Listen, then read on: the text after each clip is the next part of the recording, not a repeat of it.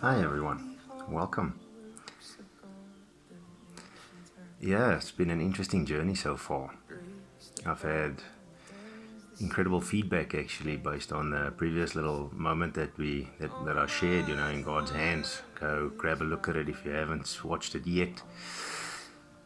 The interesting thing about that is something that crossed my path whilst, well, after that has been uploaded and all that is, that where we are currently, the situation that we're in, not only in our country, not only in my country, in South Africa, worldwide, countries have gone on lockdown again due to this whole COVID business. And I've seen on social media there's talk of new strains of it now. So, very desperate times we actually end up going into. And, everywhere you look, everywhere you see, everybody's just in such a, I actually want to say, negative spiral. People are stuck here because everything you see is complaints and stresses and worries and conspiracies and, are you going to take the vaccine? Aren't you going to take the vaccine?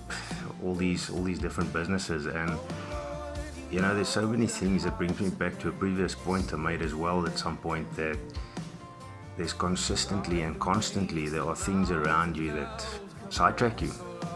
They draw your attention away from where you need to focus on, and whether it is at work, whether it is on a project that you're working on, whatever it might be, these things it's so easy, and especially if it's more leaning toward the negative side of news, it tends to draw you away from it.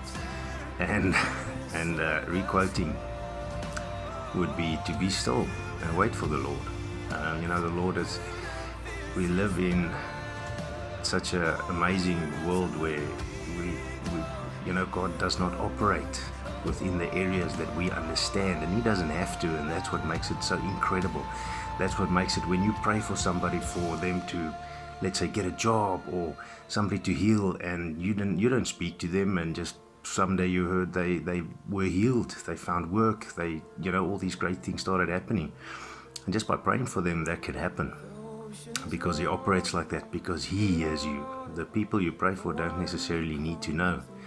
That's the benefit that we have. There's somewhere in the word, but it says, your left hand shouldn't know what your right hand is doing. It also states that, you shouldn't be on the street corners and announce what you do to the world. The Bible says, go to your room, close your door. Go to your inner room, I think is actually the terminology used.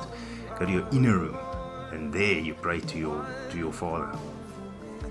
And that's the amazing part about it, So, yeah, in troubled times, this whole business going on. I mean, many people have lost their jobs. Many people have lost people. In total, you could say, people that have passed away due to the virus and all those things. And a lot of times I'd think to myself, I'd also ask, so many of those people must probably be asking, where is God? And it's a difficult question that I can't even answer. I can tell you that He is there, and there is reasoning behind everything that is happening and why it's happening.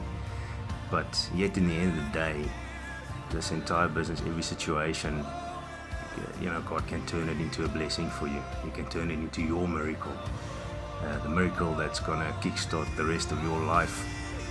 So we're starting today. You just have to remain focused and have faith in Him.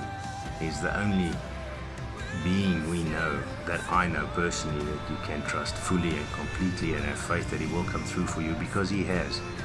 My season has changed. As many of you might know, that I was laid off my job quite a few months ago.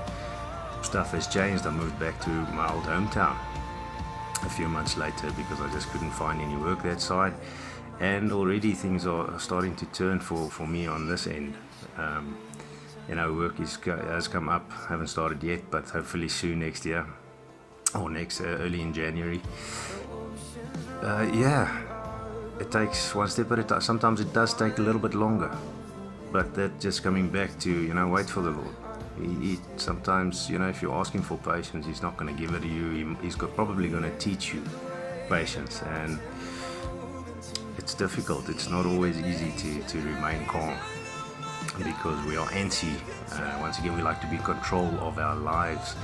And coming back to the point that at some certain points, you run out of what you can do. That's all you can do, and that's when a lot of people kick in with their stresses and their worries.